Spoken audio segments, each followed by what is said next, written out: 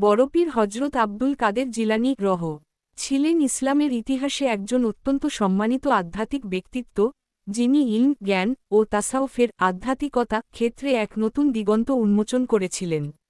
তিনি কাদেরিয়া তরিকার প্রতিষ্ঠাতা হিসেবে পরিচিত এবং মুসলিম বিশ্বের বিভিন্ন প্রান্তে তার অনুসারী ছড়িয়ে আছে। জন্ম ও বংশ পরিচয়। শায়খ আব্দুল কাদের জিলানী 471 হিজরির 1 রমজান 1078 খ্রিস্টাব্দ ইরানের জিলান প্রদেশে জন্মগ্রহণ করেন। তার পুরো নাম হল আল সাইদ মহিউদ্দিন আবু মুহাম্মদ আব্দুল কাদির আল জিলানী আল হাসানি ও আল হুসানি। তার পিতা ছিলেন আবু সালেহ মুসা জঙ্গি এবং মাতা ছিলেন সাইয়েদা উম্মুল খায়ের ফাতেমা।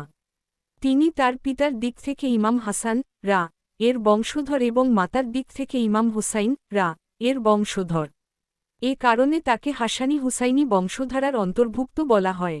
জ্ঞানার্জন ও সাধনা। ছোটবেলাতেই তিনি পিতাকে হারান এবং তার মায়ের তত্ত্বাবধানে বেড়ে ওঠেন।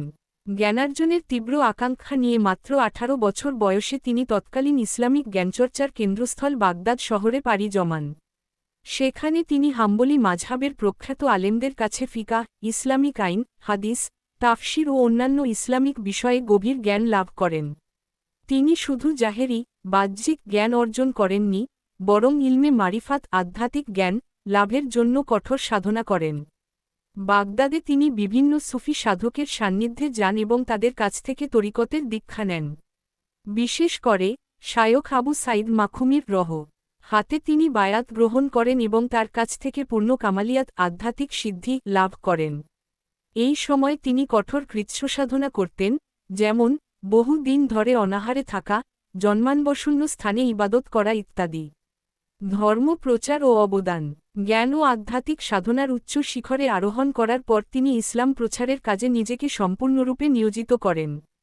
তিনি বাগদাদে একটি মাদ্রাসাও প্রতিষ্ঠা করেন, যা মাদ্রাসা আল কাদিরিয়া নামে পরিচিতি লাভ করে। এই প্রতিষ্ঠানটি ইসলামী জ্ঞান ও আধ্যাত্মিকতার একটি প্রধান কেন্দ্র হয়ে ওঠে। তার বক্তব্য ছিল অত্যন্ত শক্তিশালী ও যুক্তিসঙ্গত। তার মাহফিলে শুধু মুসলমানরাই নয়, অনেক অমুসলিমও আসতেন এবং তার কথায় প্রভাবিত হয়ে ইসলাম গ্রহণ করতেন। তার ধর্ম প্রচারের মূল ভিত্তি ছিল কুরআন ও সুন্নাহর সঠিক অনুসরণ এবং আল্লাহর প্রতি গভীর প্রেম ও ইখলাস। তার এই প্রচেষ্টা মুসলিম সমাজে একটি নতুন প্রাণসঞ্চার করে এবং মানুষকে কুসংস্কার ও ভ্রান্তি থেকে মুক্ত করে সঠিক পথের দিকে ফিরিয়ে আনে। তার অবদানের মধ্যে সবচেয়ে গুরুত্বপূর্ণ হল কাদেরিয়া তরিকার প্রতিষ্ঠা। এই তরিকায় আধ্যাত্মিকতার পাশাপাশি শরিয়তের কঠোর অনুশাসনের ওপর জোর দেওয়া হয়। এটি মুসলিম বিশ্বের অন্যতম প্রভাবশালী একটি সুফি তরিকায় পরিণত হয়, যা ইরাক থেকে শুরু করে ভারত, আফ্রিকা এবং অন্যান্য অঞ্চলে ছড়িয়ে পড়ে। ইন্তেকাল ও সম্মাননা। শায়খ আব্দুল কাদের জিলানী 561 হিজরির 11ই রবিউস সানি 1166 খ্রিস্টাব্দ ইন্তেকাল করেন। মৃত্যুর সময় তার বয়স হয়েছিল 90 বছর। তার ওফাত দিবসটি সারা বিশ্বের মুসলিমদের কাছে ফাতেহা-ই ইয়াজদাহম নামে পরিচিত। বাগদাদে অবস্থিত তার মাজার শরীফ আজও লক্ষ লক্ষ মানুষের কাছে শ্রদ্ধার কেন্দ্রবিন্দু।